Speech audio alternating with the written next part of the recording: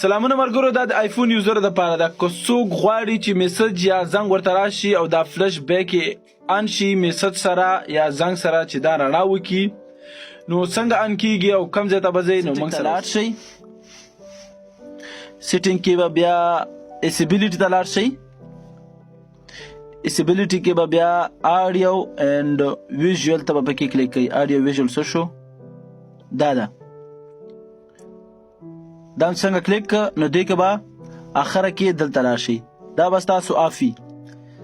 دا چې کله ان که نو تاسو ته بیا چې کله وګوره LED فلش فار الرټس چې کله تاسو ته بیا میسج راځي نو او که تاسو غواړئ چې موبایل سایلنټ یو صرف رڼا وکړي نو هغه به دا اپشن ورسره ان کوي نو بیا چې کله تاسو میسج درته څوک کې موبایل سایلنټ نو خالی به شاته لایټ یا برق لګي تاسو ته.